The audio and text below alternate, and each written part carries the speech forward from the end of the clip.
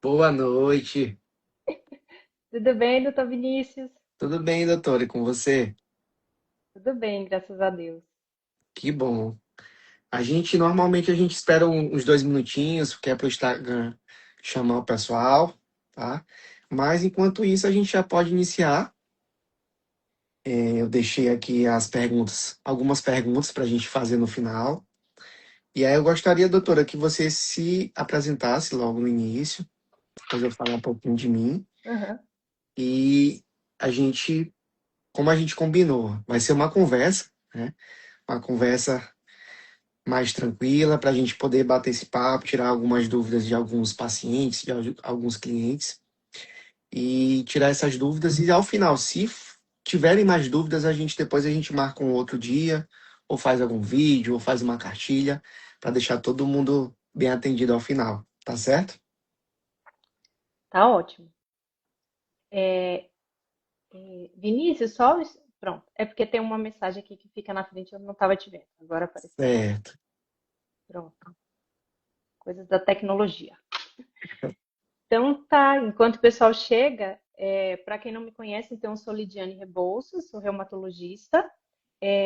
Eu acho importante só citar que eu fui fisioterapeuta durante 9 anos, então isso ajudou muito na minha formação e até para agradecer, que sei que tenho colegas da fisioterapia que estão aí também ouvindo.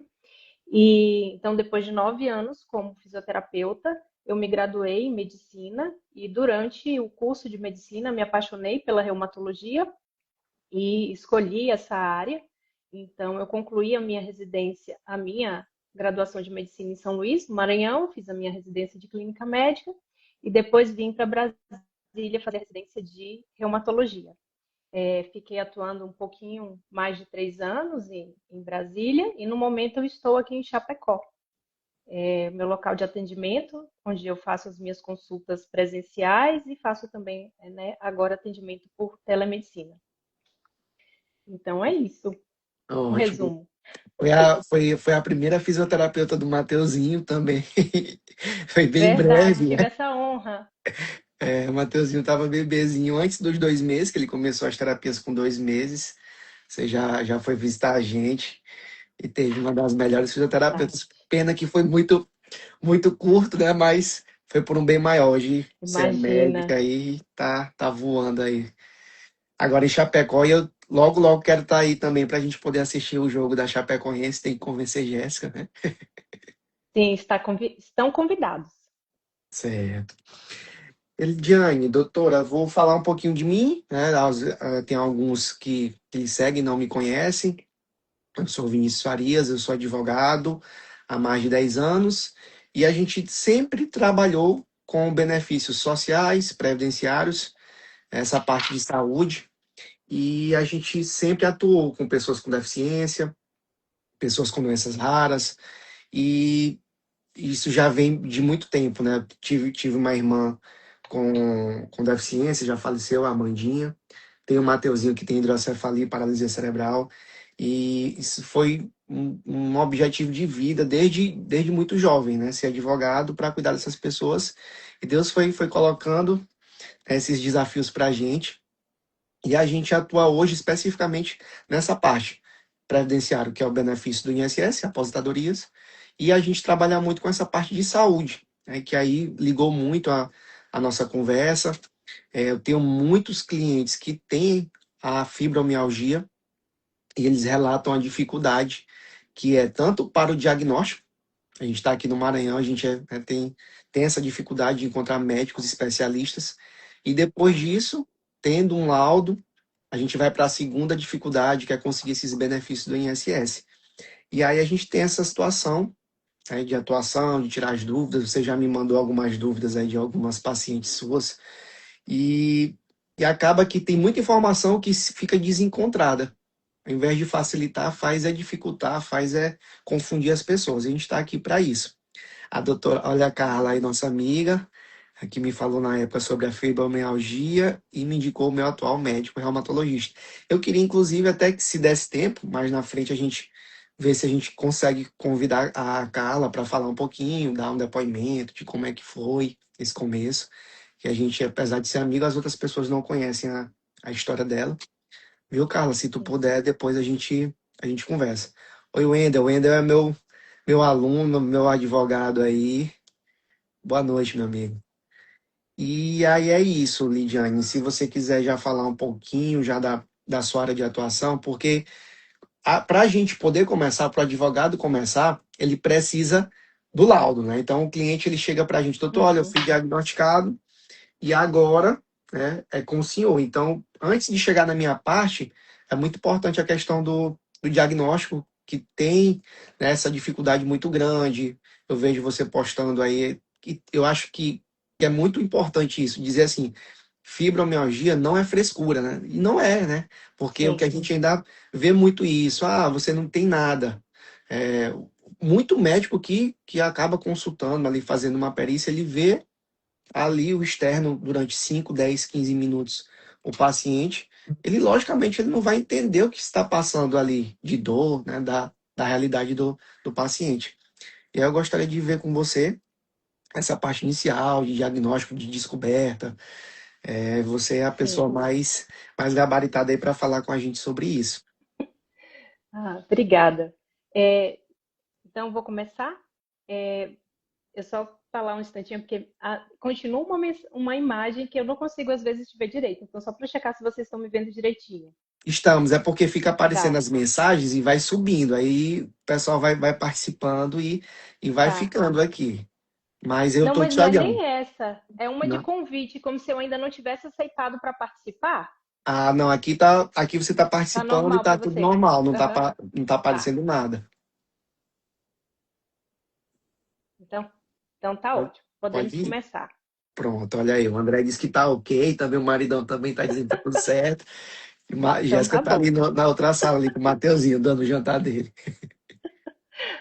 Então vamos lá. Pronto. Então, a fibromialgia, é importante a gente dizer que ela é uma síndrome dolorosa que se caracteriza por uma dor generalizada. Então, por que uma síndrome? Porque o carro-chefe, o que chama atenção nessa doença é a dor musculoesquelética generalizada e geralmente crônica. Só que ela não é constituída apenas por essa dor. Ela é associada a várias outras alterações. Então, ela vem acompanhada com distúrbios do sono, alterações de memória, disfunções cognitivas e distúrbios do humor.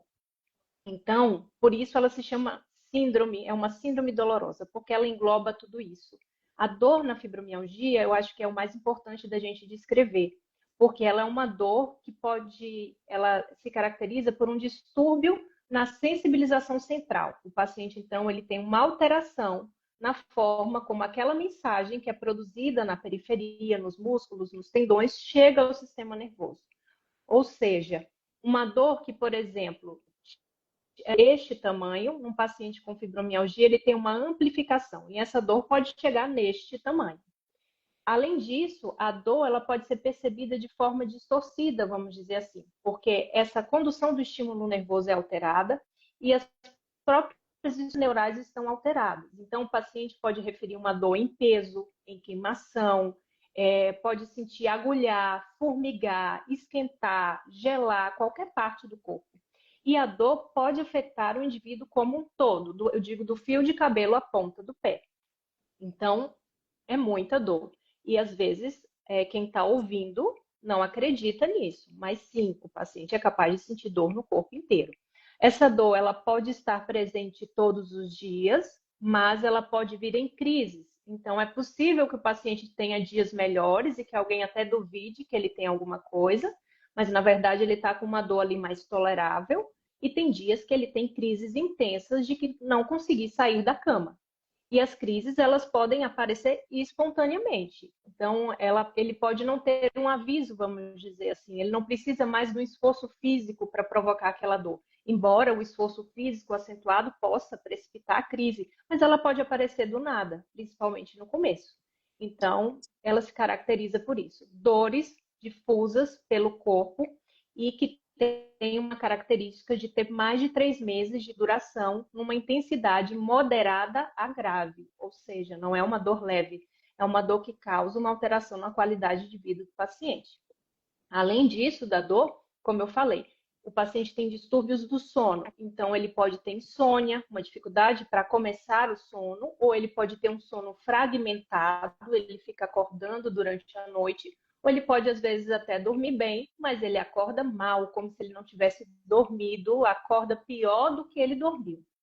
Então, isso é bem característico, essas alterações no sono, esses três tipos de alterações. Ele pode também apresentar alterações de memória e cognitivas, então é comum o paciente ficar mais esquecido, ele ficar mais desatento, ter dificuldade de manter a atenção e o foco nas coisas.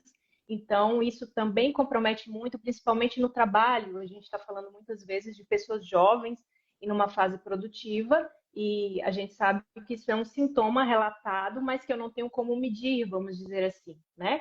Então, é importante falar disso. Então, a gente já falou do sono, da memória e tem as alterações de humor que estão associadas. Então, geralmente são pacientes que têm sintomas de ansiedade, tristeza e depressão. E as crises podem ser pioradas tanto pela questão do esforço físico, quanto também pela questão emocional. Então, é comum que se ele estiver passando por algum problema, ou às vezes um estresse no trabalho, uma situação de adoecimento na família, perda de algum familiar, ele piore das crises. Isso é bem frequente. Sim. Uma coisa que é Doutora, importante falar também, tudo diga. bem. Eu ia só fazer uma observação, essa questão que você falou, que pode ser até uma dor no. Ela pode iniciar no fio do cabelo. E assim, às vezes a gente tá com uma Sim, virose, eu tava com virose, agora eu tava com dor no corpo. E dói o cabelo, realmente. A gente, com uma virose simples, a gente sente aquela dor no cabelo, assim. Imagina numa situação de crise, que as dores são muito intensas, né? Então, realmente é. E aí tudo isso desencadeia, né? A falta de sono, aí você não descansa, no outro dia você tá mais cansado do que o dia anterior, e tudo isso vai exato. piorando mais. E acaba prejudicando, que é uma parte que a gente vai chegar lá na frente, da depressão. Que muitas das vezes a gente consegue o benefício não pela fibromialgia, mas pela consequência da fibromialgia, que é, às vezes, a Exato. depressão. Né? Então, às vezes a gente consegue provar a Sim. depressão, mas não consegue provar a fibromialgia, e aí é que a gente, às vezes, consegue o benefício, mas a gente vai chegar nessa parte. Entendi. É muito importante esse aspecto que você falou. E sobre essa questão de doer o fio de cabelo, é importante a gente falar que o paciente ele tem uma coisa que a gente chama de alodinia. Então, estímulos que antes não eram dolorosos podem passar a doer ou ser pelo menos desconfortáveis. Então, aquele paciente que não aguenta um abraço apertado, é muito comum para mulheres que a própria alça do sutiã é desconfortável, ela tem que tirar o sutiã quando ela está dentro de casa. O prender do cabelo é desconfortável, é doloroso. Então, eu tenho muitas pacientes que chegam com cabelo curtinho, porque elas dizem: eu tenho muita dor para pentear os cabelos, ou eu não consigo prender o meu cabelo de tanta dor. Então, a gente que conhece sabe que isso é real, não é algo da cabeça da paciente, é uma coisa orgânica e que de fato acontece. A tia Cálita, que é uma amiga nossa, até minha cliente, já é de há muito tempo, ela foi diagnosticada agora, é como ela está falando. No início ela ia para o profissional e o médico indicava para o ortopedista, né? Porque ela é uma doença relativamente nova ainda. E aqui ainda no Maranhão ainda tem muito isso, né? O pessoal diz, isso aí é dor, né? Dor, então vai para o ortopedista. A dificuldade de conseguir fechar o diagnóstico é muito complexa, essa situação. Quando chega, doutora, quando o paciente chega, normalmente ele vai, se a gente falar do SUS, ele vai pro geral, Uhum. pro clínico geral, e como é que ele faz essa diferenciação, que seria uma questão ortopédica pro reumato? Tá. O que chama mais atenção é essa questão que eu falei da relação com o esforço. Geralmente, quando é uma É. dor só de causa músculo-esquelética, ortopédica, é aquela dor que, eu trabalhei muito, eu faxinei a minha casa, eu carreguei um peso, eu tive que andar muito numa viagem que eu fiz, enfim, e aquela dor aparece. Então, ela é precipitada pelo esforço. A partir do momento que o paciente tem uma dor que não tem correlação com esforço, que ele acorda muito ruim ou ele não precisa fazer esforço nenhum e essa dor aparece, ele precisa investigar, porque pode ser a fibromialgia, a gente tem também as doenças autoimunes, né, as doenças inflamatórias, as artropatias inflamatórias, então é uma dor que não tem relação com esforço, eu não preciso fazer um esforço para que ela apareça, essa dor precisa ser investigada pelo reumatologista.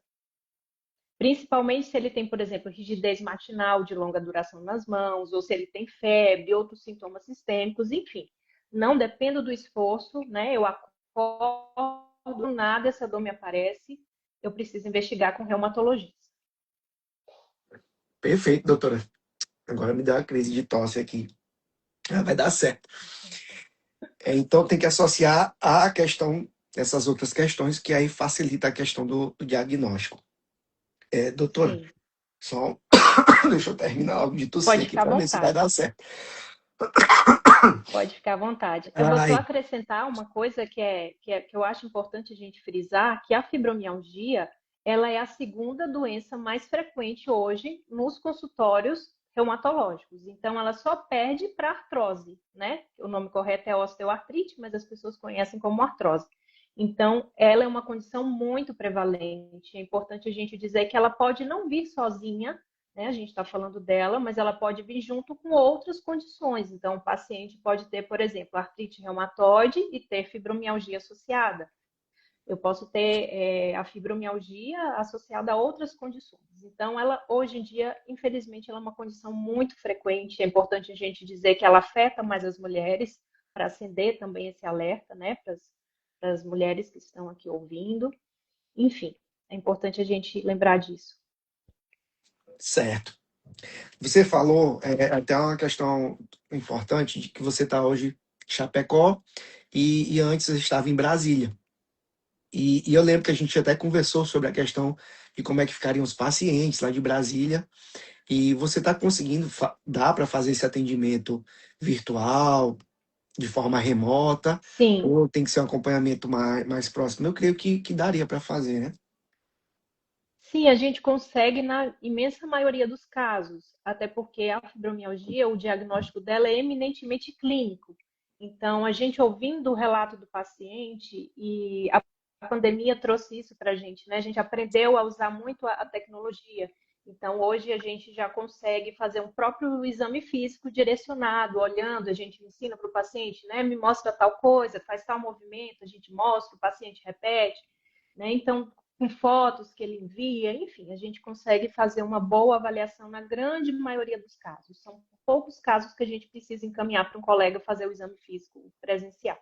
Certo, a gente foi para a parte de Fundamental também, até acho importante, Pois não, perdão, Vinícius, só pois para não. dizer que como a fibromialgia é uma doença que precisa muito de monitoramento e acompanhamento regular, então, por exemplo, se esse paciente não está bem, ele está em crise, o ideal é que em 2 ou 3 meses, no máximo, eu reveja esse paciente, ajuste medicação, veja o que eu preciso mudar de terapias complementares. Então, nesse sentido, a telemedicina até ajuda bastante, porque evita que o paciente tenha que se deslocar, eu consigo estar mais próxima para fazer esse monitoramento. Perfeito. Era essa parte que eu já ia fazer a pergunta, porque a gente foi para a parte do diagnóstico, parte do especialista e a parte do tratamento. Então, realmente, né? Verifiquei, foi diagnosticado. Aí você falou em medicação, falou em tratamento. Como é essa questão do tratamento, da medicação? Tem alguma medicação mais específica? Eu sei que o pessoal fala muito para mim a parte da saúde, de cuidar da saúde, de treinar, de cuidar do corpo, ela é importante também, né? Sim, é fundamental. Então, assim, a fibromialgia, nós já comentamos aqui que ela sofre influência e pode ser piorada, por exemplo, por um esforço físico ou pela questão emocional. Então, ela é alimentada por emoções, pode-se dizer. Então, o tratamento não pode ser baseado só num pilar. Então, eu preciso de uma terapia multidisciplinar. Então, nesse tratamento, é muito importante a questão do exercício físico. Na verdade, ele é mais importante, as evidências científicas mostram que o exercício físico é mais importante do que a própria terapia medicamentosa. Então, isso é um aspecto muito importante do tratamento. Tem cuidados que eu preciso ter, então, eu não posso, por exemplo, porque o paciente ele quer muito melhorar, ele está desesperado de tanta dor. Então, às vezes, a gente fala isso, amanhã ele quer se matricular na academia e fazer 50 minutos e todos os dias ele não consegue.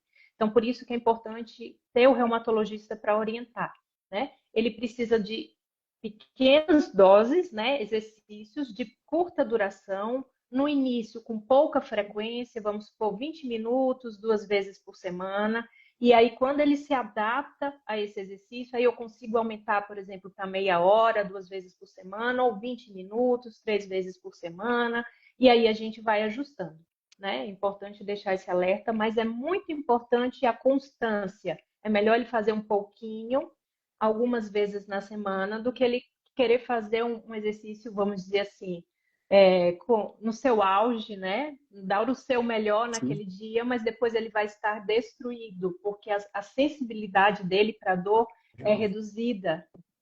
Então, isso é importante esse alerta. Imagina o quão desafiador deve ser, porque a gente que está bem não gosta de treinar porque dói, né? A gente fica dolorido um dia depois, né? Tem gente que não gosta mesmo de jeito nenhum. Eu, por exemplo, se me chamar para jogar futebol, eu vou. Agora, qualquer hora. Agora, se me chamar para uma academia, meu amigo, eu não vou. E aí você tem que ir porque vai melhorar as suas dores, sabendo que vai doer até mais no dia seguinte, né? Então, assim, deve ser muito difícil para o paciente fazer essa adesão do tratamento, nessa parte de se cuidar, né? Deve ser muito Exato. difícil. Ele tem muito medo de começar, porque ele já está cheio de dor, né? E você vai dizer para ele: olha, eu entendo, mas você precisa começar. Então, esse é o aspecto importante da gente falar do tratamento, porque a grande vantagem do tratamento, da gente fazer o tratamento correto, com as melhores medicações que a gente tem para fibromialgia, é justamente isso: é conseguir fazer ele melhorar para que ele possa começar a atividade física, que é o que vai ajudar mais ele. Então, isso é um aspecto importante, porque realmente ele tem dor, mas ele precisa começar. De pouquinho, mas ele precisa começar. Certo. O André falou aqui, doutora, explique sobre o passo a passo dos laudos. Hum, você pode Tá? explicar? Eu não entendi muito bem, mas pode explicar aí, por favor. Eu acho que ele quer que a gente. Então, bom, já entrando nessa questão do medicamento, Certo, do medicamento não, falando dos laudos e fazendo um link com isso que a gente está conversando. Acho certo, que ele está falando sobre a questão do diagnóstico e como a gente consegue emitir os laudos. Acho que é sobre isso. certo, certo, É muito importante essa questão, por quê? Bom, a gente vai falar aqui, né, que agora a gente tem uma lei que foi muito importante para os pacientes com fibromialgia, que é a Lei 15.176, não é isso? De 2025, que ela entrou em vigor agora em janeiro desse ano. isso. Então, essa lei, ela diz que o paciente com fibromialgia, ele pode ser considerado uma pessoa com deficiência. Por que eu falei esse pode ser considerado? Porque não basta o diagnóstico, o CID da fibromialgia. A gente precisa caracterizar as limitações, as alterações que ele está tendo na sua funcionalidade, na sua vida diária, as limitações que ele tem para a sua atividade laboral, até as suas limitações sociais e cognitivas. Tudo isso tem que estar atestado e aí, com base nisso e numa avaliação biopsicossocial, que é uma coisa que a lei coloca e que vem muito forte agora, a gente já sabia que isso era importante, mas agora isso vai ficar mais rigoroso, né? Essa questão da avaliação biopsicossocial do paciente. Então, acho que é isso que ele perguntou sobre isso. Então, Ah, hoje a perfeito. gente faz, né? Hoje a gente faz um laudo mais completo. Então, além do diagnóstico da fibromialgia, do CID, a gente vai dizer há quanto tempo esse paciente acompanha, o que ele está usando de tratamento. É importante que eu descreva não só a parte medicamentosa, mas as terapias complementares que ele faz, porque a gente sabe, o perito também sabe que isso é importante para o tratamento. Então, ele quer saber se ele está fazendo fisioterapia, acupuntura, se ele consegue fazer atividade física, se ele consegue usar as medicações. Às vezes é um paciente que, infelizmente, a gente tem casos de pacientes que já teve reações adversas com vários medicamentos. Isso tem que constar lá, porque é importante saber que ele tem limitações na parte da terapia medicamentosa. E aí a gente também descreve como está essa fibromialgia, se ela está controlada, se ela está parcialmente controlada, qual é a intensidade dos sintomas, se as dores são diárias, o grau de comprometimento na atividade dele, né? Se ele tem limitações, por exemplo, para pentear o cabelo, para cozinhar, para fazer a sua higiene pessoal, enfim. tudo isso tem que estar lá. Hoje em dia vai aumentar o rigor também sobre os scores que a gente, reumatologista, utiliza para fazer o diagnóstico. Então, a gente tem um score que chama índice de dor generalizada. A gente coloca o score de gravidade dos sintomas, a gente tem uma escala de avaliação da funcionalidade sobre essas atividades que eu falei, se vestir, entrar e sair da cama, sair de um carro, fazer compras. Então, tudo isso a gente vai avaliar. E é importante eu dizer também, eu falei no início da live, mas lembrar que como os sintomas da fibromialgia, eles precisam ser graves o suficiente, vamos dizer assim, né, por pelo menos 3 meses, é muito importante que a gente tenha um certo período, pelo menos esses 3 meses de acompanhamento. Isso é o ideal. Por que eu estou dizendo isso? Porque às vezes a gente recebe um paciente que tudo bem, ele tem essas dores há muito tempo, mas é a primeira vez que ele chega para a gente. Então, nesse primeiro momento, é muito delicado, né? A gente emitir um laudo atestando tudo isso, porque a gente precisa ver o caso, colher toda a história, ver tudo o que ele já fez, todas as reações adversas, examinar, ver se ele não tem alguma clínica, alguma coisa que faça eu pensar num diagnóstico diferencial. Então, será que é fibromialgia mesmo? Ou ele não tem outra coisa que às vezes acontece? Ou será que, bom, ele tem fibromialgia, mas ele tem outras coisas além disso, outras comorbidades que pesam bastante, como você falou, às vezes a Sim. depressão dele é mais grave que a própria fibromialgia. Ou a gente recebe muito, por exemplo, um paciente que já operou a coluna, tem artrodese na coluna em 2 segmentos, é um paciente muito limitado, além dessa fibromialgia. Então, a gente analisa tudo isso e detalha o impacto de tudo isso. E aí, com esse relatório em mãos, ele leva para o perito. Ele vai passar pela perícia e aí lá, né, o doutor Vinícius me corrija se eu estiver errada, mas lá o perito é que vai definir, né? A gente até coloca que a gente pode colocar no nosso laudo que ele está temporariamente incapacitado, né? Por conta das limitações, ou às vezes a gente consegue até dizer que ele tem algumas deficiências que são permanentes, né? Porque ele pode ter, dependendo do caso, mas o perito médico é que vai definir de fato, né? Se ele se enche os critérios para ser considerado uma pessoa com deficiência. Isso, agora, essa é a minha parte. A Carla estava falando, doutor, explica os direitos. A doutora Lidiane está falando tão bem que eu fico escutando aqui, isso é lindo para a gente, porque a gente olha os laudos, né, do INSS, a gente fica muito triste. A gente fica, gente, não é possível que um médico dê um laudo desse, porque se ele não passa um paciente numa perícia, ele está quebrando o tratamento do paciente. E às vezes o paciente ele vai com um laudo bem bonitinho, detalhando, explicando essa situação, como você muito bem pontuou, e chega na hora da perícia, o médico diz: não existe incapacidade, ele está capaz. E a gente fica como assim? Né? Porque é desumano isso. Mas a gente vai para a parte, agora um pouquinho dessa parte do direito. Você falou da lei, né? A lei ela é de 2025, mas ela começou a valer mesmo em janeiro de 2026. Então ela é uma lei bem recente, que a gente ainda está agora falando dela. E só na área do direito previdenciário, que é do benefício previdenciário, a gente conseguiria encaixar a fibromialgia em 4 benefícios, que é o BPC, que é o benefício de prestação continuada, que aí vai avaliar a deficiência.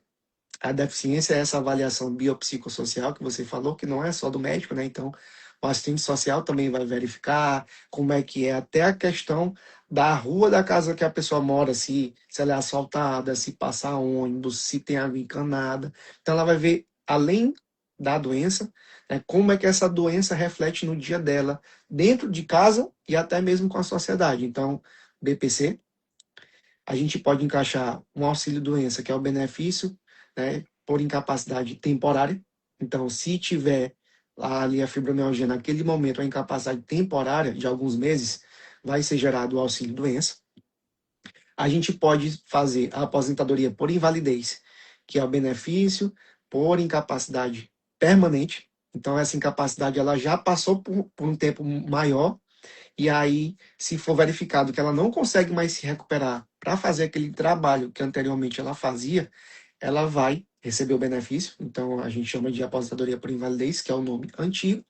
E a gente pode encaixar também para a aposentadoria da pessoa com deficiência, é aquela pessoa que ela, mesmo com a deficiência diagnosticada, ela consegue trabalhar, às vezes com um ritmo menor, se adaptando em outra função, mas ela continua trabalhando e ela consegue, né, fazer o desconto dela lá no INSS e ela aposenta um pouco mais cedo. E é essa aposentadoria da pessoa com deficiência, Lidiane, que você me mandou as duas dúvidas, porque o pessoal coloca muito nas redes sociais. Ah, você usa uma medicação específica, que é lá da fibromialgia. Ou você tem fibromialgia, você pode ter direito a se aposentar com R$ 8.500. O que que isso ajuda a pessoa que está olhando aquilo? Nada, ela só dificulta mais a compreensão. Porque o que é aquilo? Aquilo é a aposentadoria da pessoa com deficiência. Ela só se aposenta com R$ 8.500 se ela contribui em cima de R$ 8.500. Então é uma pessoa que trabalhou 15, 20 anos com fibromialgia, pagando quase R$ 2.000 por mês de INSS. Então, assim, eu acho que vai ser 0,001% da população brasileira que vai receber isso. Isso não é só para fibromialgia, é para qualquer outra doença que se encaixe em uma deficiência, como autismo, fibromialgia, qualquer outra doença grave que seja. Então, o pessoal bota isso, é só, a gente chama de sensacionalista, é caça-clique, é só para o pessoal olhar, ah, eu posso ter direito, como é que é? Aí a pessoa vai entender direitinho e vai encaixar ela em outra regra que não está nem próxima disso, né? E a gente sabe como é difícil passar em uma perícia dessa, porque hoje a gente ainda recebe muitos e muitos relatos de que o médico não passou a pessoa na perícia porque não tinha comprovação. Tem vezes ainda, doutora, que eles ainda fazem exame físico, que eu acho que não nem se usa mais hoje, de verificar como é que está a questão da sensibilidade. Eu acho que não se usa mais hoje, mas eles ainda fazem aqui no Maranhão. Para dizer, não, você não está sentindo nada. Olha, pelo que eu sei, eu não sou médico especialista, mas pelo que eu sei, esse exame nem é mais feito para verificar a questão da fibromialgia. Mas ainda é muito utilizado. Então, só na parte de previdenciária a gente pode encaixar nesses quatro. E aí a gente tem a parte da saúde. A parte da saúde ela vai englobar medicação via SUS, todo tipo de tratamento, na realidade, né? Todo tipo de tratamento. Se você, como uma médica, faz um relatório médico e pede um tratamento específico, o SUS ele precisa cobrir. Ah, mas no SUS aqui da minha cidade ele não faz, ele não tem médico especialista. O SUS ele tem que pagar a rede particular, porque o tratamento ele tem que ser integral de acordo com o laudo do médico especialista. Então, o SUS ele tem que fazer o tratamento completo, assim como um plano de saúde. Então, se você vai no médico especialista, o plano de saúde, ele nega um tratamento, ele também está fazendo isso indevidamente. Então, a saúde aí no direito, qualquer ato desse que não conceda um tratamento, que não conceda uma medicação, que não faça do jeito que o laudo está pedindo, detalhando aquele tratamento, a pessoa pode acionar, tanto judicialmente. E o SUS ele tem essa diferenciação que você pode entrar com um processo tanto contra o município, quanto o Estado, quanto a União Federal. Então, você, paciente, é que vai escolher quem que você vai processar para poder resolver aquela questão. Se quiser, pode inclusive até processar os três, o município, estado e a União Federal, porque a competência é desses três órgãos aí para poder fazer o tratamento no SUS. A gente sabe que ele é muito, muito aquém do desejado, infelizmente ainda. Sim. E tem um Ah, aspecto importante, pois não. eu vou te interromper, desculpa, Vinícius, só para falar Pode uma coisa interromper. que eu acho é importante a gente falar, né? A gente está falando do SUS e da nossa realidade. Bom, e a gente sabe que a gente tem realidades diversas, né, nos estados, mas uma coisa é comum no SUS, de uma maneira geral, é o nosso tempo de consulta. Veja o tanto de coisa que a gente falou, tantos sintomas, tantas coisas a serem avaliadas, né? Muitas vezes o paciente vem cheio de exames, né? Porque ele geralmente ele já tem hérnias de disco, outras coisas, já passou por vários especialistas às vezes. Ele chega cheio de dor, cheio de dúvidas, precisando ser acolhido, né, com uma estrutura familiar às vezes completamente desestruturada, porque às vezes era a pessoa que sustentava a família e não consegue trabalhar mais, ou às vezes dentro da própria casa ele não é compreendido, ou no trabalho ele está sendo pressionado porque ele tem que produzir, ele não consegue. Então, além dessa parte médica, né, tem, vamos dizer assim, né, da parte clínica e orgânica, tem todos esses aspectos, né, associados. E a gente precisa fazer uma avaliação muito bem feita e um relatório muito bem feito, porque, como você está falando, a gente fazendo tudo certo, às vezes, infelizmente, o paciente já não consegue. Imagina se a gente faz um relatório sem tudo o que precisa, sem avaliar as coisas direitinho. Só que isso exige tempo e a gente sabe que nós temos muitos serviços de saúde aí pelo SUS que a gente tem que atender, tem lugar que você tem que atender o paciente em 15 minutos. Quer dizer, 15 minutos não dá para você fazer, né, tudo isso que a gente está falando. Então, a gente sabe que nós temos algumas limitações e que é um desafio, eu digo isso para falar, os pacientes sabem também, mas é importante deixar claro isso, que a gente enfrenta esses desafios no dia a dia, né? Não é fácil com a estrutura que a gente tem, além da questão dos acessos, né? Como você está falando, nem todo, né? Dependendo do local, ele não tem acesso a todas as medicações, ele tem algumas, as que são as que têm melhor evidência científica, infelizmente ele precisa adquirir, precisa custear as medicações, são medicações mais caras. Eu tenho pacientes, hoje eu atendo bastante paciente do SUS, então tem paciente que às vezes está na fila meses esperando uma vaga na fisioterapia e não consegue. Então, a gente sabe dessas dificuldades e a, tudo isso tem que estar muito bem relatado, tem que estar testado, a gente tem que avaliar caso a caso e ou eu acho que o importante é dizer que a gente está ali para acolher, olhar o paciente como um todo, acolher e enfrentar os desafios junto com ele, porque a gente sabe que é desafiador. E a questão é essa, a gente precisa estar ali, né, de corpo inteiro, dar o nosso melhor para ajudar o paciente a enfrentar tudo isso. Uma doença que já não é fácil, que tem um impacto muito grande na qualidade de vida e que, além disso tudo, ele vai enfrentar outras dificuldades de ordens, né, burocráticas, enfim. Então, é É, importante a gente relatar isso também. é isso que, infelizmente, acontece muito na parte que a gente vai tentar os benefícios no INSS. Acaba que o tempo é muito pequeno de perícia, então a qualidade da perícia ela acaba caindo. Não tem jeito, né? Então o médico ele tem que fazer ali 50, 100 perícias num dia. Como é que ele vai dar atenção para verificar toda a documentação médica daquele paciente, conversar com o paciente, escutar? Então falta muito isso. Hoje o INSS ele fez até uma alteração na questão dos pedidos de incapacidade, que é o auxílio-doença e a aposentadoria por invalidez. Como não tem médico suficiente, eles estão fazendo a análise temporária, eles estão dando um auxílio-doença por 90 dias. Então, a gente recebe muito laudo aqui com o médico dizendo, olha, ele tem incapacidade permanente. Se botar desse jeito no laudo, ele não vai passar na perícia. O INSS ele automaticamente nega, porque ele não tem médico, e a gente só consegue discutir isso na justiça.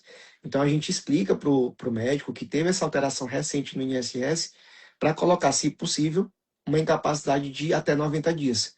Para pelo menos o INSS conceder aquele benefício sem perícia presencial. O médico do INSS ele olha no sistema e ele concede meio que automaticamente o benefício. Ele vai verificar se o sítio está correto, se o período de afastamento é até 90 dias, se está com carimbo do médico, CRM, e aí ele dá. Mas muitas vezes o médico, nem o médico ele quer dar de 90 dias. Ele, não, mas isso aqui é uma incapacidade permanente. Eu falei, eu não estou discutindo isso com o senhor, só que se colocar desse jeito no laudo, vai acabar prejudicando o paciente, porque ele quer aquele laudo para conseguir o benefício, né? Então, a gente precisa fazer esse trabalho em conjunto, a gente explica demais isso daí, porque não tem, então não tem uma estrutura digna, né? Não no SUS. Aí do SUS vai para o INSS, também não tem. Aí vai para a Justiça Federal, que até ano passado, ano retrasado, a análise era uma análise mais criteriosa. Mas acabou que está negando tudo, agora está indo tudo para a Justiça Federal. A Justiça Federal já também não tem mais condição de fazer tanta perícia. Então, eles estão contratando mais médicos, mas não dá conta. Então, a quantidade de benefício, de pedido de benefício por incapacidade nesses casos, ela duplicou e em alguns casos até triplicou. E a quantidade de médico, ela não consegue, né, acompanhar Acompanhar. esse absurdo. Então, a gente tem toda essa dificuldade.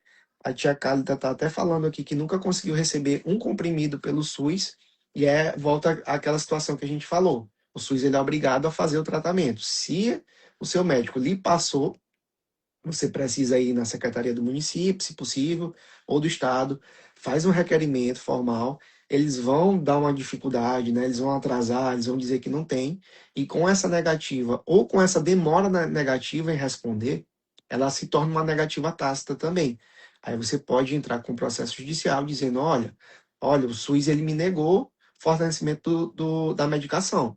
O meu médico está pedindo, e aí o juiz ele vai obrigar o SUS ali, ao secretário de saúde a fazer, né, esse tratamento, essa medicação, fazer a fisioterapia, o que for que seja. Mas aí é no laudo médico. O laudo médico é o que começa tudo aí para se poder pedir esses benefícios aí, tá, tia Cálida? Aí, Lidiane, eu tinha alguma coisa aqui. Quando você estava falando, eu até lembrei aqui, mas a gente já falou tanta coisa que eu acabei esquecendo. Se eu me lembrar aqui, eu falo, eu falo. Tá. Eu tenho aqui a questão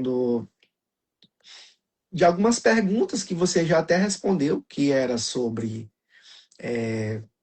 eu sinto dores no corpo, mas meus exames de sangue e raio-x nunca dão nada, né?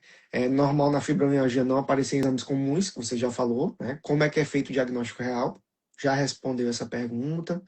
Além da dor física, sinto o cansaço extremo, que não passa com o sono e ando esquecendo muitas coisas. Você falou também, né? Isso também faz parte da fibromialgia. Existe um gatilho Tá. emocional, trauma que possa fazer a fibromialgia despertar. Falou também. E algumas relacionadas aqui à qualidade de vida, para ir aliviando as dores, impacto no trabalho. Assim, as perguntas que tinham aqui, você já respondeu elas. Se tiver alguma Uhum. outra coisa para falar, pode ficar à vontade que eu vou já lembrar aqui o que eu tinha para falar enquanto você fala. Tá. É, acho que é só importante a gente falar. Alguém falou sobre a questão dos exames, né? Só a gente reforçar isso, que realmente ela não é diagnosticada por exames. Não tem, a gente falou, é um distúrbio no processamento da dor ao nível do sistema nervoso. Infelizmente, com os exames que a gente tem, seja ressonância magnética comum, que às vezes o paciente chega, doutor, eu quero uma ressonância, né? Enfim, na tentativa de evidenciar a doença, mas ela não mostra fibromialgia. Então, a gente só conseguiria ter alguma evidência em exames de ressonância magnética funcional, coisas que só são usadas em pesquisas científicas em grandes centros, não é acessível para a população. Mas o diagnóstico é clínico, e é importante a gente falar também que já houve um tempo em que era obrigatório eu descartar todas as outras doenças, vamos dizer assim. Hoje em dia não é obrigatório isso, eu dizer que foi descartado tudo. Claro que se o paciente tem uma clínica que me faz pensar que possa ser outra coisa, é minha obrigação investigar isso. Mas não é uma coisa obrigatória eu descartar, dizer que eu descartei tudo para que chegue nesse diagnóstico. Então, sim, os exames, uma radiografia, às vezes pode ser normal, ou às vezes tem uma pequena alteração, por exemplo, uma hérnia discal muito inicial, mas aquilo não condiz com a clínica do paciente. Como ele é desproporcional ao exame, é muito maior do que o exame mostra. Entendi. Então, realmente tem isso. E isso, bom, enfim, para alguns médicos pode até ser limitador. Infelizmente, a gente vê isso, né? Existe, não é porque algumas pessoas são assim, né? Querem provas. E para fibromialgia, eu não tenho provas em papel. Por isso que é importante o relatório com todos esses sintomas descritos lá. Porque se você descrever a doença com todas as manifestações que ela tem, o paciente pode ter também síndrome do intestino irritável. É muito comum ele ou ser muito constipado ou alternar. O intestino prende muito, solta muito. Ele pode ter também disfunções na sensibilidade vesical. Então, às vezes, a paciente pensa que está com infecção urinária porque toda hora ela tem que ir ao banheiro, tem aquela sensação que a bexiga não esvaziou, que ainda tem um pouquinho de xixi ali, que toda hora ela tem que correr para o banheiro. Então, tudo isso, tudo que a gente notar de sintoma, a gente coloca no relatório, né? com as escalas que a gente tem para poder reforçar esse diagnóstico para o paciente. Perfeito, doutora. A questão você falou do relatório, eu lembrei que é a questão dos laudos. O que que tem acontecido? Acontece muito nos casos de autismo também. A gente está em ano de eleição e tem acontecido muito mutirões para concessão de laudo. E aí aqui acontece demais isso. Aí o que que acontece? Eles fazem 1.000 atendimentos e o médico basicamente ele repete o relatório médico das 1.000 pessoas. E aí o que que isso acontece? O que que faz acontecer? Quando você vai com um laudo desse para um INSS da vida, basicamente para qualquer lugar pedir um benefício, não é aceito, porque é basicamente copiado e colado, ele não está verificando a real situação daquela pessoa. E aí as famílias acabam não entendendo. Diga, doutor, mas eu sou uma pessoa com deficiência. Sim, mas não é por ser uma pessoa com deficiência que você vai conseguir o benefício. Você precisa provar ou a incapacidade ou a deficiência, vai depender de qual pedido a gente vai fazer para você. E a gente sofre muito, muito com isso, porque acaba que o político que marcou aquele mutirão, ele sai bem na foto, porque ele garantiu direitos ali, né? Ele conseguiu o laudo para a Ele pessoa apareceu, né? que estava com dificuldade, e aí, só que lá na frente acaba prejudicando, porque os benefícios não são concedidos, porque chega, é o mesmo lado. A gente vai fazer algumas palestras ali para os autistas e eles mostram para a gente a mesma coisa. Então, assim, para BPC, para saúde, para a escola. Tá, gente, mas quais são as reais necessidades da criança? Eu preciso dizer como é que deve ser o tratamento, né? Então, isso acaba prejudicando demais. E a gente tem muita dificuldade com relação a isso e acaba fragilizando os diagnósticos e acaba nesse ciclo sem fim aí do paciente não entender por que ele não consegue os benefícios dele. Então a gente sofre muito com isso, tem essa dificuldade. Aí o pessoal já tem falado em algumas secretarias, olha, se for laudo de fulano de tal, a gente já nem aceita mais, porque é laudo copia e cola, então eles já falam desse jeito. E aí tem aquela dificuldade. Gente, eu tenho que concordar com eles, porque o laudo ele tem que ser bem feito, ele tem que ser bem explicado. O laudo é para aquela pessoa. Se fosse para ser desse jeito, não tinha necessidade de marcar um mutirão e 1.000 pessoas, que ele só dava um laudo igual para todo mundo, né? Então não tem como. Ó, a tia Carla acabou de falar, em São Luís, no interior aqui do Maranhão, isso acontece demais. Isso é muito triste, né? Porque eles ficam bem na foto e a gente que fica com a dificuldade na mão aí, porque a gente não consegue os benefícios. Na verdade, essa questão da lei, como a gente estava falando, ela vai trazer muitos desafios ainda, porque desde que ela entrou em vigor, é, houve uma busca, né, muito grande pelos serviços de saúde, atrás dos reumatologistas, atrás desses laudos, né, desses relatórios médicos. Só que a quantidade de reumatologistas é pequena para a quantidade de pacientes, né? Os consultórios são lotados, porque nossos pacientes não têm alta, infelizmente, eles estão sempre indo e voltando. Então, a fila é grande, eles não conseguem uma consulta com agilidade, somos poucos para tantas pessoas que precisam. E agora, com essa questão, que é outra coisa que, assim, eu pelo menos não sei como isso vai ser estruturado, né? A questão dessa avaliação biopsicossocial.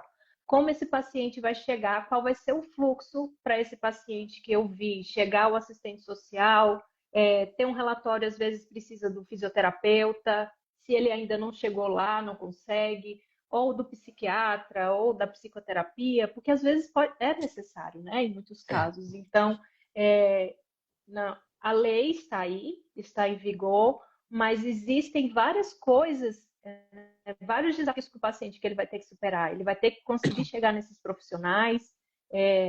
Então, ela é uma conquista muito importante, né? Ela foi muito Isso. importante para os pacientes, ela é.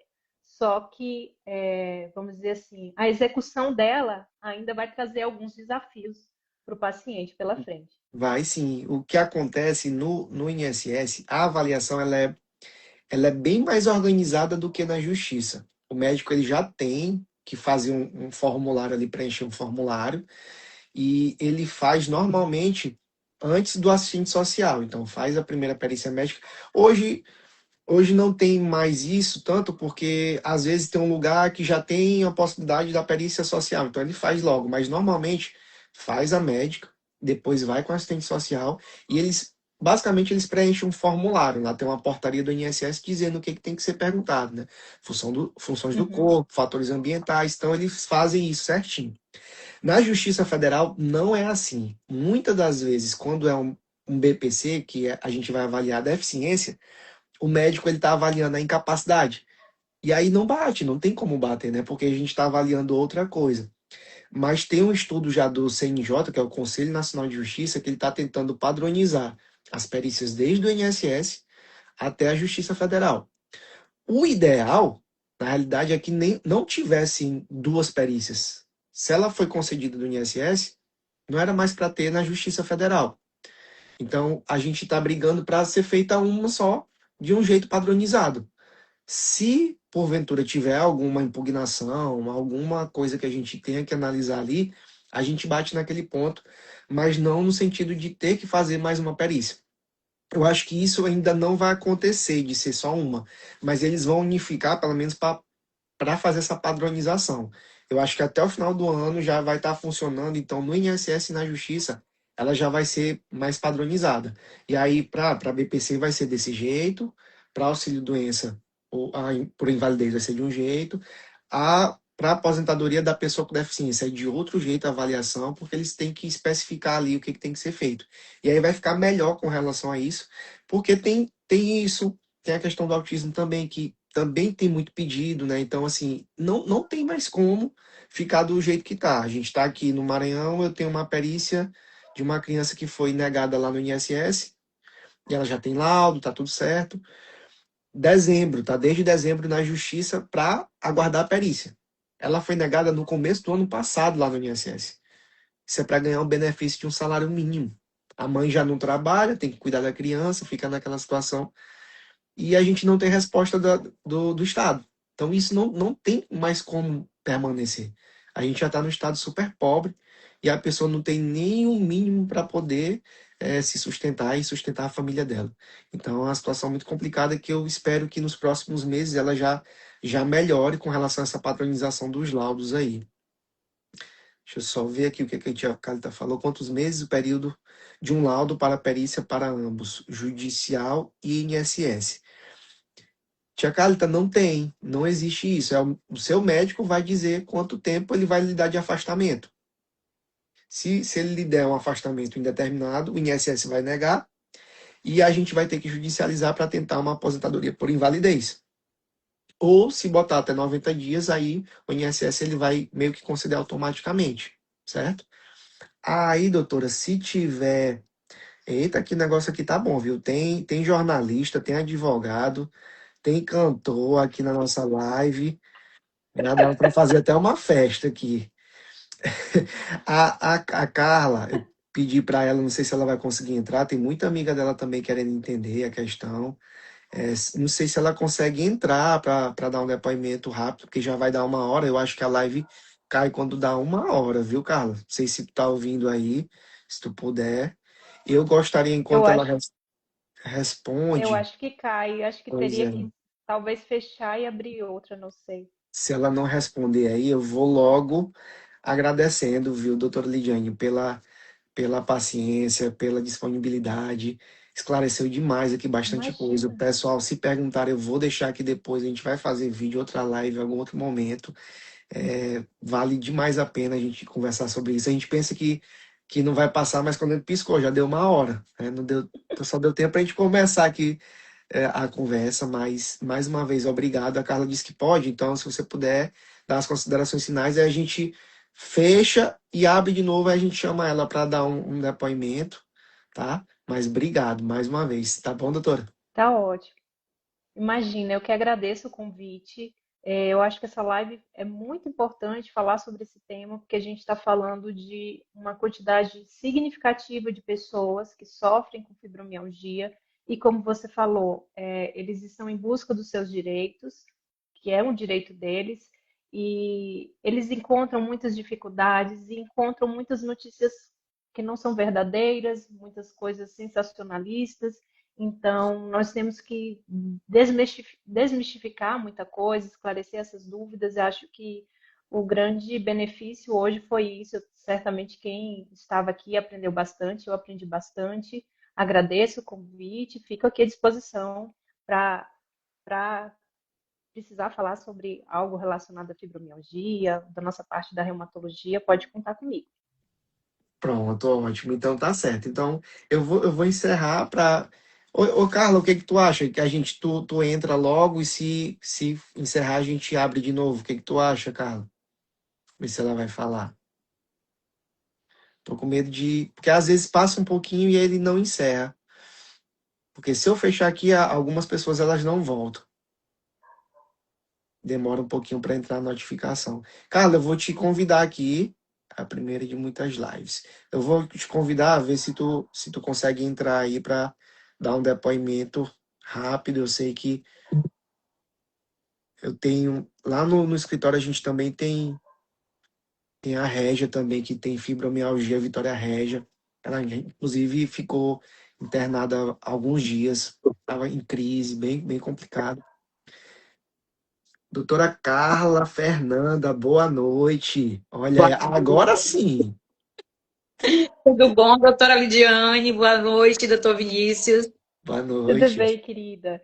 Essa live, eu sempre dizia assim, que tinha que ter um advogado e uma médica especialista no caso. E graças a Deus teve vocês dois, porque realmente a fibromialgia, ela é considerada como frescura. No entanto, que todas as camisas que fazemos, porque eu faço parte da associação da MAF, né? Que é os fibromialgicos aqui de São Luís, né? E aqui tem também sobre a lei, porque onde a gente carrega também tanto os advogados como os médicos, porque eu acho que é uma parceria que sempre tem que caminhar junto, porque tudo que vocês falaram aqui, que de laudo, de tantas emergências que a gente passa, que eles dizem que é frescura, que eles colocam um laudo muito vago e chega na hora no INSS não passa, né? Então, assim, é muito importante ter médicos humanos. É por isso que tem que entrar a parte do advogado para justamente ter esses benefícios, porque o custo quem tem fibromialgia é muito alto, né? E a gente, assim, com acompanhamento do reumatologista, porque graças a Deus, graças a Lidiane também, na época, em 2017, quando eu tinha uns inchaços, umas dores, e aí eu usava órtese. Teve uma época que eu tive que enfaixar o pescoço porque eu não conseguia movimentar o meu pescoço. E aí a gente achava que eu dormia de mau jeito, que era dor na coluna, que era isso. E nos laudos não aparecia, nas imagens, raio-x, tomografia, ressonância, tudo eu passei. Passei até por um oncologista porque achava que era câncer de ossos. Então, nada era. Aí foi que a doutora Ligiane entrou. Rafael, leva a Carla em doutor Rogério Linhares, que ele vai dizer o que Carla tem. Cheguei lá, o que ele disse? Você tem fibromialgia, porque era desconhecido, e na época a Lidiane era estudante de medicina, mas já entendia do assunto. E de lá para cá o meu tratamento foi bom, inclusive quando eu engravidei, ele me acompanhou, e graças a Deus tive dores, tive crises, mas com ele o tempo todo, porque é muito importante você ter um reumatologista, você ter um médico de dor, eu tenho ele, eu tenho um médico de dor que é doutor Décio, eu tenho um psicólogo, porque a fibromialgia também abrange a depressão, a ansiedade. Gente, é tanta coisa que a fibromialgia causa, que não é só a fibromialgia. Então, assim, é muito importante ter um acompanhamento reumatologista, muito mesmo, e um médico de dor, e um psicólogo para equilibrar. E vem a parte também do advogado, que é essencial na vida de qualquer pessoa que tenha deficiência. Porque no SUS é muito difícil você ter um atendimento. Muito. Para vocês terem noção, eu tenho, né, essa carteira que é de deficiência, né, que eu posso ter passe livre, eu posso entrar em um cinema com minha entrada, eu tenho acesso a muita coisa com essa. Foram quase um ano para me ter ela. De entrada e quase um ano. Imagine só quem vai para o SUS para conseguir uma consulta. É muito difícil. Então, essa parte é fundamental. Eu acho que muita gente que aqui, que são amigos que também tem fibromialgia, que estão diagnosticados agora com fibromialgia, que estão aí na live, estão entendendo melhor porque a gente explicando, muitas vezes a gente não consegue, né? Porque cada um tem a sua área e cada um fala um pouco do que sabe. Então, é isso. Eu só quero agradecer porque a fibromialgia, de fato, não é fácil, são dores todos os dias, inclusive, tu falou do cabelo, eu tive que cortar bem curto, porque até para você pentear, dói tudo aqui em você, e é um dia de cada vez, não é fácil. Você ganha peso, você não dorme direito, e assim, o tratamento não é barato, então é muito importante ter um reumatologista e ter um acompanhamento também com advogado para entrar nessa parte do benefício, que é importante, porque eu acho que com benefício dá para pagar um plano de saúde, dá para pagar uma consulta, dá para comprar um remédio. Então, é essencial. Eu que agradeço a vocês, porque hoje a fibromialgia está sendo mais, depois da lei, a fibromialgia está sendo mais visível, né? Porque antigamente a gente chegava na emergência, o povo achava que era frescura, que era isso, porque tem vezes que dói o corpo todo, e tem vezes que você tem pontos, você dói o cotovelo, os pais estão inchados, você não consegue calçar um chinelo, você nem pintou o cabelo, e é um dia de cada vez. E tem muitos médicos ainda, infelizmente, que não são humanizados. Que não tem um pingo de empatia. Então, assim, sempre é muito bom ter, e eu fiquei feliz em saber que tu faz telemedicina, né? É muito bom, porque aí a gente já consegue fazer umas consultas quando a gente precisar, Olha aí. entendeu? E já posso indicar também para outros amigos, porque isso é muito importante, porque ter um acompanhamento com o reumatologista e descobrir, principalmente quando eu falei, a doutora Lidiane, gente, aqui descobriu que eu estava com fibromialgia, é ela que vai fazer a live, o doutor Vinícius. Então, assim, é muito bom mesmo, e eu agradeço vocês por esse acolhimento e por essas explicações todas, viu? Que Que Deus bom, abençoe Carla. a vida de cada um. Que eu sei Obrigado que vai ser pela, a primeira de muitas. obrigado pelo depoimento, muito Obrigada. obrigado. E, além de tudo, a amizade, pela amizade, né, nossa amizade. Aí você falou uma parte muito importante que eu esqueci de vender o meu peixe, né? Que eu até falei com o Lidiane que ia falar sobre isso. Eu sou advogado aqui no Maranhão, mas a gente atua no Brasil todo, porque a gente também, o nosso trabalho, ele é todo digital. Então, eu atuo em São Paulo, no Brasil todo, na realidade, a gente tem clientes em todos os locais, porque a gente vai fazer todo o esclarecimento para o cliente e tem uma plataforma do INSS que é na internet. Então, a gente faz tudo pelo meu INSS. E quando passa dessa fase na justiça, ele também é judicial e também é digital. Então a gente faz esse atendimento todo online, tira todas as dúvidas, aí faz esse trabalho junto com o médico. Então, alguns clientes nossos, a gente também já vai até indicar agora para a doutora Lidiane, pela essa questão, porque tem que ser uma pessoa de confiança, né, Carla? Como você falou. Então, é bom demais a gente ter uma pessoa que a gente se sente bem fazendo o tratamento com a gente. Então, Muito bom. mais uma vez, obrigado. E aí a gente depois, Carla, vamos organizar uma outra live que aí vai falar mais da tua parte, de como é que é, né, o tratamento que tu fez, para a gente poder falar mais sobre isso para alcançar mais gente, tá bom? Sim, vamos sim, em nome de Jesus, viu?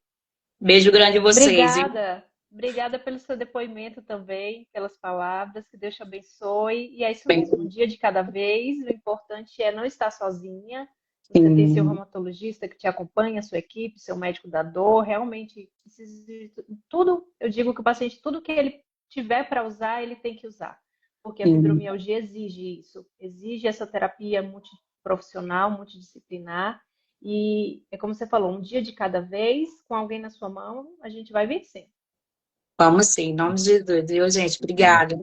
Valeu, Carla, obrigado. Obrigada a você. Tem só uma pergunta da Fernanda Migoto, eu esqueci de verificar, eu olhei agora. Ela botou assim: Minha cunhada, é sua cunhada? Pronto. Onde as pessoas podem buscar a veracidade das informações sobre a aposentadoria? Tem algum site específico? Tem um site do INSS, tá? Você pode ir lá no INSS, site INSS.gov, que tem várias informações sobre os benefícios. Acaba que, como é muita coisa, a pessoa às vezes ela se confunde. Mas tem um Instagram também do INSS, que ele é oficial do governo mesmo e tem muita informação lá. E qualquer coisa você pode procurar um advogado particular, eu sou particular. Existe a Defensoria Pública, que pode atender também. Existe, às vezes, o Ministério Público, tem um promotor da saúde, que ele pode esclarecer sobre alguns direitos. Tá? Tem a OAB, tem vários setores. No fórum mesmo, nos fóruns, existem alguns setores também que tiram as dúvidas. Mas você pode procurar online no GovBR, que é o site do INSS, que ele é mais seguro para poder ter essas informações. E qualquer coisa também fazer contato com os advogados. Tá certo, Fernanda? Gente, eu acho que é isso. Foi bom demais. Obrigado mais uma Foi vez. ótimo. E aí vamos organizar as próximas, mas daqui a alguns dias. Eu tenho Pode. que me recuperar aqui. Ainda bem que eu consegui fazer, que estava tossindo demais. Passou a tosse. E é isso, tá bom, gente? Obrigado. Tá bom? Tchau, gente. Obrigada. Obrigada que esteve aqui. Uma boa noite. Fiquem com Boa Deus. noite, gente. Valeu, gente. Tchau, tchau. Vou encerrar. Tchau.